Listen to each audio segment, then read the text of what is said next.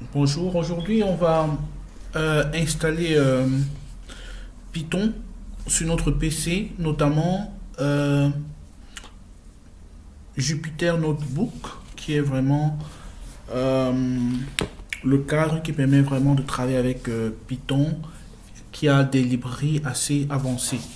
Mais avant, donc, pour Python, il faut savoir que on a le site python.org. Voilà, c'est sur ce site, voilà, python.org, que vous avez Python de manière native. Et donc, quand vous êtes sur ce site, vous savez télécharger directement Python. Ok, donc c'est là download. Mais je ne vais pas télécharger ça parce que c'est vraiment Python, vraiment, on va dire la version brute. Il n'y a pas toutes les librairies, donc il faudrait retélécharger toutes les librairies. Alors que on a d'autres extensions, notamment Anaconda, qui contient justement Jupyter Notebook avec les librairies dont on a généralement besoin pour faire la data science, pour faire de l'actuariat, pour faire de la modélisation des risques opérationnels et beaucoup d'autres formes de modélisation. Donc la plupart des gens vont travailler sur Jupyter Notebook.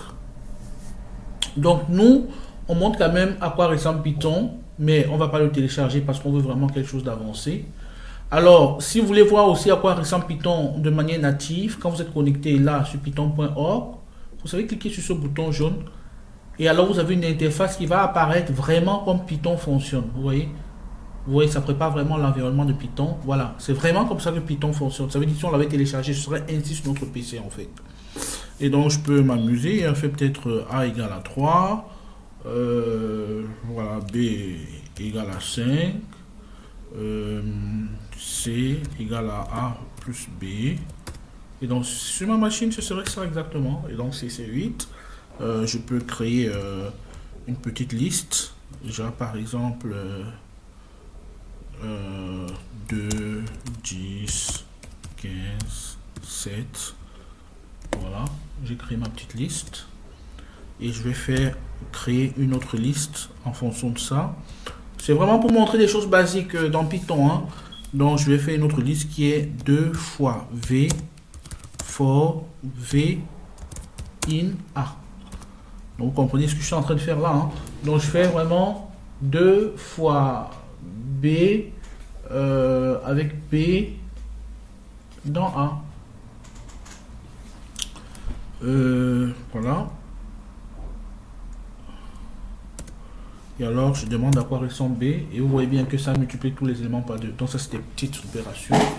Alors, je vais faire quelque chose d'important quand même. Vous voyez, j'ai écrit grand A, ça donne ça. J'écris petit A, vous voyez que ça donne 3. Et donc, ça, c'est vraiment quelque chose de quand même important quand on manipule Python, de savoir que les caractères sont important. Ça veut dire si vous écrivez un caractère majuscule et un autre et le même caractère minuscule, pour Python, c'est deux choses complètement différentes. Voilà. Alors, donc, comme je disais, vraiment, on ne va pas télécharger le Python basique. On va aller télécharger plutôt depuis la distribution Anaconda. Parce que ce qui nous intéresse, c'est d'avoir Jupyter Notebook. Ok. Donc,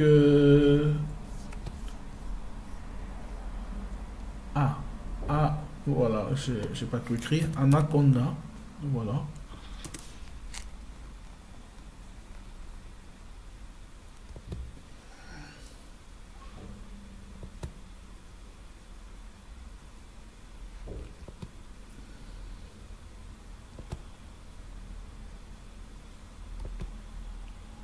Voilà, donc là, je vais sur Anaconda. Alors, directement, je me retrouve sur distribuer, mais si vous tapez juste anaconda.com, et donc vous arrivez sur la page d'Anaconda et vous avez la free download. Et alors, on vous demande si vous voulez créer un compte ou pas. Ben non, on fait un skip registration. Et alors, on a vraiment la possibilité de télécharger. Et donc, je vais télécharger la version Windows.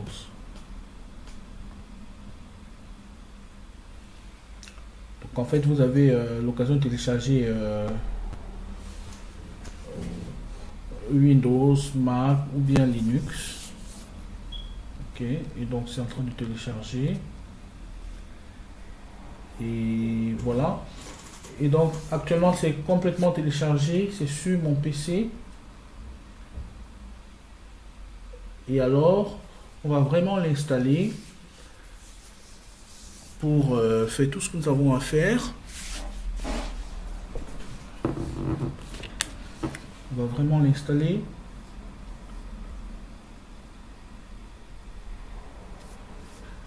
Alors, je regarde si le téléchargement est terminé.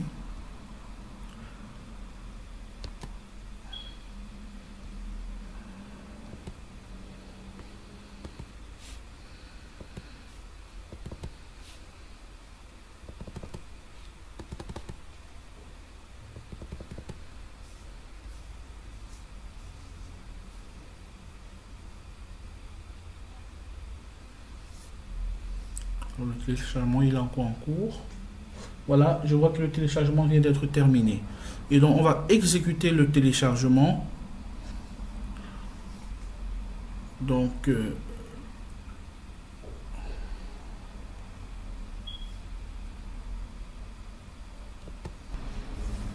téléchargement est terminé, l'extension est là sur mon PC.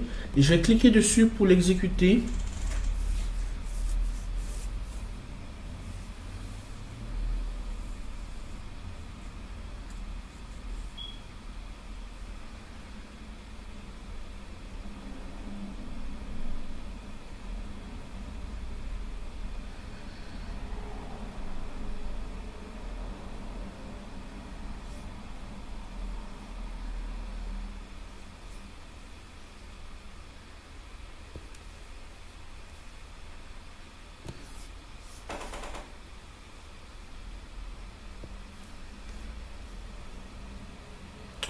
Et donc voilà, je continue l'extension Next, j'accepte. Alors est-ce que c'est juste moi ou c'est toute l'équipe? C'est juste moi pour le moment. Et alors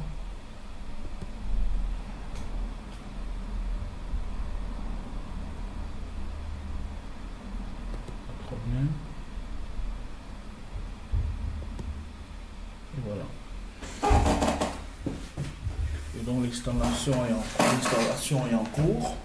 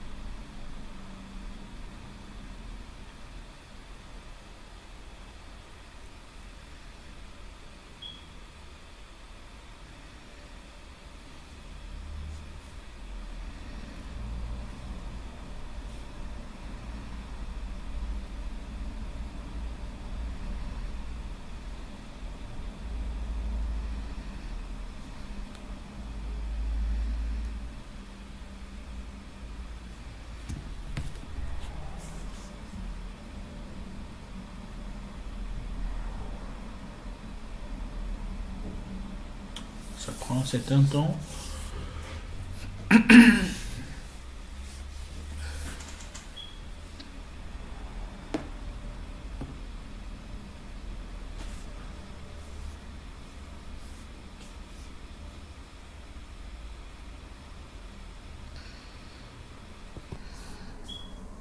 L'installation est complétée. On va sur Next. Vous voyez, Jupyter apparaît déjà. Vous voyez. Et donc, on repart et puis on lance. Donc, l'installation est sur notre PC Anaconda. Alors, moi, je vais lancer Jupyter. Et ce que je fais aussi, c'est je lance également Jupyter Lab. Et donc, il peut arriver que Jupyter ne s'affiche pas de manière directe. Ça peut arriver. Grâce à Jupyter Lab, je réussis à avoir l'extension qui permet de l'installer dans mon navigateur de manière directe. Et donc, ça c'est fait. Je vais relancer aussi Jupyter Lab au cas où Jupyter Notebook ne s'affiche pas directement.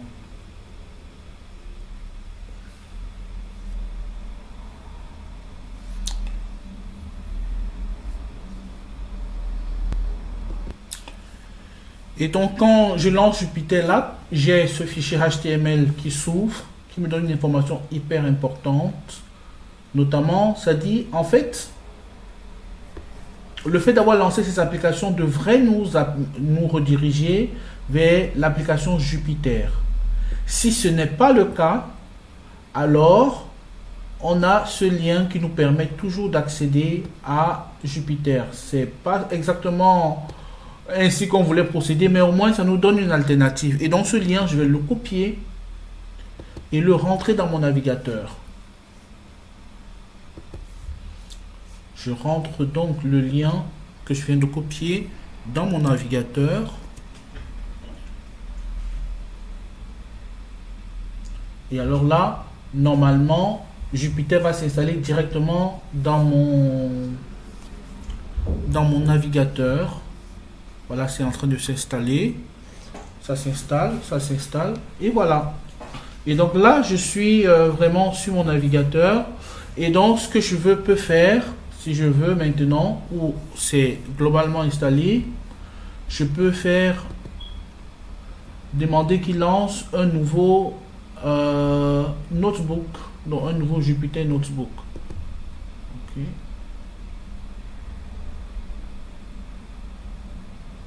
Et voilà, Jupyter Notebook qui s'est installé. Je peux donner à ça un nom. Donc, on va mettre ici... D'abord, ici, ça c'est l'environnement de base. Donc, on va garder cet environnement de base. OK.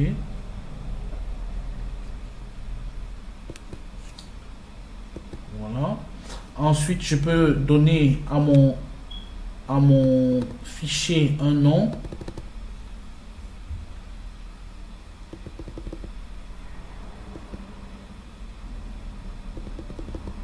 Bon, soit... Je vais revenir sur le nom après. Je vais faire quelques manipulations de base, notamment ce que j'ai fait avant. Hein. Donc, je vais mettre A égale à 3. Bon, on va changer quand même.